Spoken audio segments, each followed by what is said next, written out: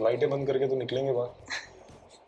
Trophy लोगों का प्यार दिलवा देगा। मैं भी गेम खेलने जा रहा हूँ, सब गेम खेलने आए हैं और इसलिए दोस्ती प्यार मोहब्बत सब बाद में देखेंगे। मेरी लिमिट्स क्या है, आई नो दैट, और किसके साथ कितना करना है। और I think that's what Salman sir also like. तो स्ट्रैटेजी क्या ही करेंगे, क्योंकि every season you have different people, different contestants.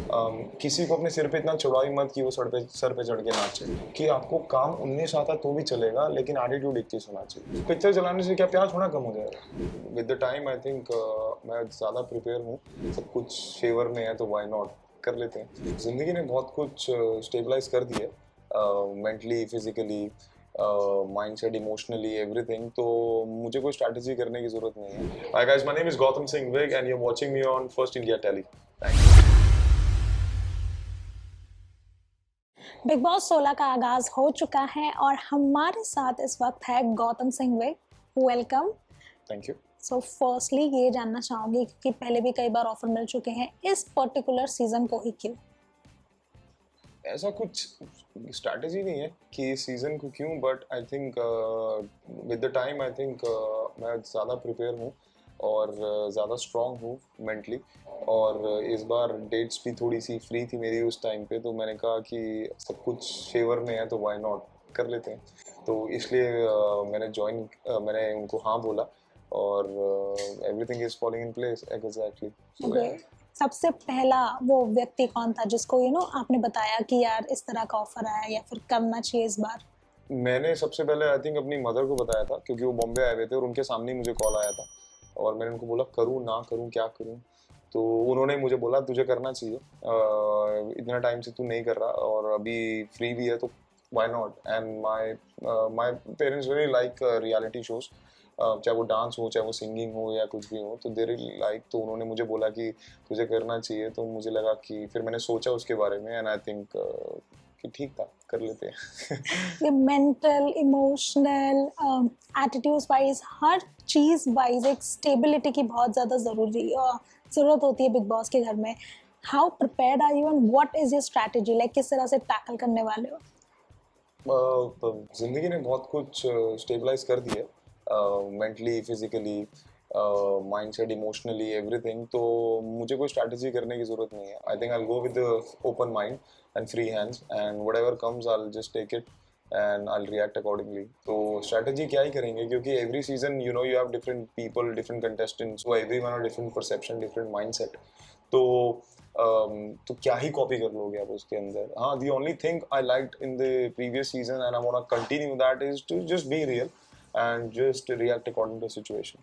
बाकी लव। बाकी देखते हैं। घर में जाने के बाद काफ़ी चीज़ें जैसे आप सोच के जाते हो वैसे नहीं होती है।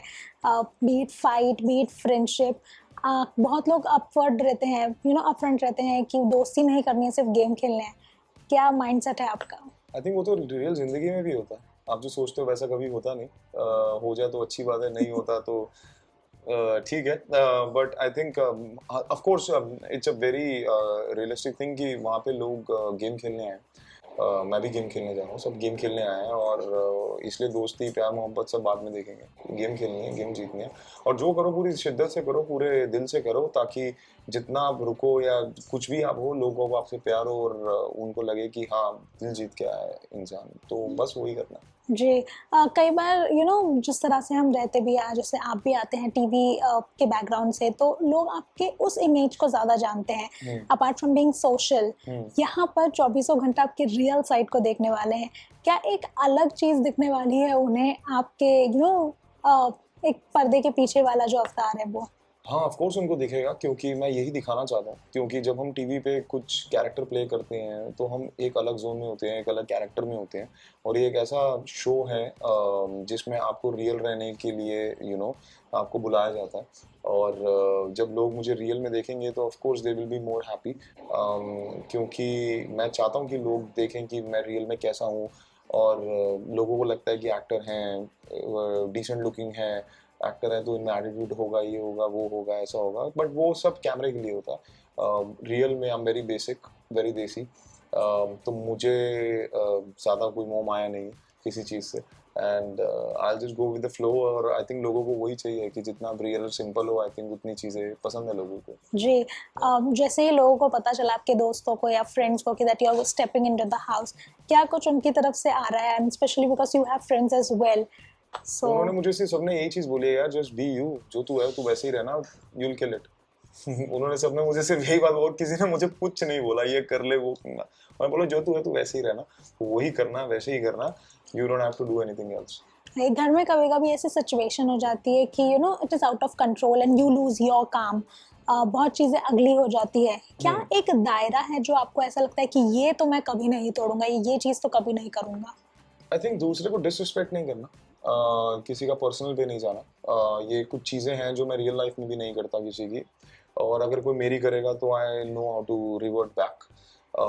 तो मेरा ये है ताकि मैं अपना टेम्पर मेंटेन करके रखूं, क्योंकि कुछ चीज़ें ज़िंदगी में जब आप अपने मेहनत से सेल्फ रिस्पेक्ट बनाते हो अपनी, और उस पर कोई वार करे तो मतलब बहुत बुरा लगता है। तो मैं वो किसी को करने नहीं दूंगा। एंड तो इसलिए मैं कोई भी क्लॉज या किसी भी माइंडसेट से नहीं जा रहा, क्योंकि कई बार वो चीज़ें वैसी नहीं होती तो आपको बुरा लगता है, आपको दुख होता है, एंड यू रिएक्ट अकॉर्डिंगली। तो I will go with the open mind, and किसी को अपने सिर पे इतना चढ़ाई मत कि वो सर पे चढ़ के नाचे। तो अपना वो थॉट है। तो ना हम चढ़ते हैं ना हम चढ़ाते हैं, तो जी। यही सिखाया हमें, और उसी के भरोसे हम आगे जाएंगे। जी। बिग बॉस कई बार दंड भी देते हैं सही नहीं करने पर, या जब वो नाराज हो जाते हैं। ऑल्सो सलमान यू नो काफ़ी ओपनली अपना फीडबैक देते हैं, काफ़ी अग्रेसिव भी हो जाते हैं, मैं कहूँगी कि गुस्सा हो जाते हैं वो, क्योंकि अगर चीज़ें उस तरह से नहीं हो रही हैं तो।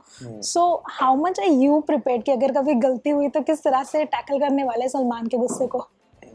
यार गलती करेंगे तो ऑफकोर्स डांट तो पड़ेगी, वो तो माँ बाप से भी पड़ती है। तो उसके लिए तो आई एम प्रिपेयर।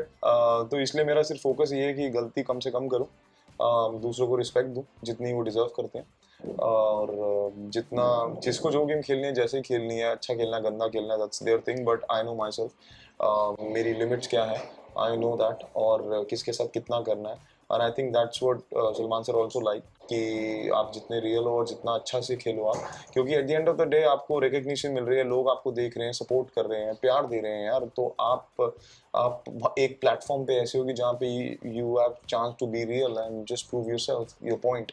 और why not, I am good at explanation, I can give good explanations to people, क्योंकि जब आप सही हो तो आपको किसी का डर नहीं होता, और मुझे किसी का नहीं। लवली। अरे क्या लग रहा है कि कितने हफ्तों तक घर में टिक पाओगे, लाइक एक एस्टिमेट यार, टेंटेटिव? लाइटें बंद करके तो निकलेंगे बाहर, ट्रॉफी लोगों का प्यार दिलवा देगा बस। या मतलब जितना टाइम भी रुके, फोकस यही है कि लोगों का दिल जीत सके, प्यार ले सके जितना हो सके, लोग पसंद करें, अच्छे अच्छे थॉट प्रोसेस के साथ, जो भी हो चीज़ें हो, नथिंग अगली, नथिंग डिसरिस्पेक्टफुल और एनीथिंग। तो बस वही वही मेन है कि, क्योंकि उसके बाहर भी एक दुनिया है आपकी जिसमें आपको थ्रू आउट अपनी ज़िंदगी बितानी है। तो it's just a part of it. So उसमें अच्छा करेंगे तभी, जैसे हम जब प्रोजेक्ट करते हैं, एक्टिंग में भी जब हम शोज करते हैं, तो हमारी कोशिश यही रहती है कि हम अच्छा किरदार निभा सके, ताकि उसके बेसिस पे हमें आगे और अच्छा काम मिल सके। तो इसमें भी वही है कि हम अच्छा एज अ पर्सनल लेवल पे दिखा सकें, ताकि जब अगली बार आपको, क्योंकि हमारी इंडस्ट्री में मैं जब नया नया आया था तो मुझे यही चीज़ सिखाई गई थी कि आपको काम 19 आता तो भी चलेगा, लेकिन एटीट्यूड 21 होना चाहिए। तो वही दिमाग में चीज़ें आज तक कि आपका एटीट्यूड मैटर करता है, and if you go with the right attitude, right mindset, तो देयर इज नो स्टॉपिंग। तो अपना भी वही है। Okay, what is something that is Gotham really going to miss? I think nothing materialistic. The only thing I think I'm gonna miss is my parents. क्योंकि मेरा दिन पूरा नहीं होता जब तक मैं उनसे बात ना करूँ। I don't talk to them 10 times in a day. I talk to them once in a day.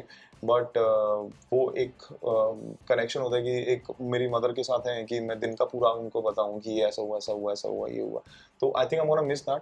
वो भी मिस करेंगे। एंड तो मेरे लिए ये वैसी फीलिंग है कि जब मैं पहली बार इंडिया छोड़ के बाहर पढ़ने जा रहा था, तो तब आई वाज 16, तो मैं तब जा रहा था, तो वही फीलिंग अभी मुझे कहीं ना कहीं दोबारा लग रही है कि वैसे ही आ रही है। बट वहाँ पे फोन्स पे बात होती थी, यहाँ तो वो भी नहीं है। या फॉर देम इट्स गुड कि they can watch me every day, they know what I am doing and how I am doing.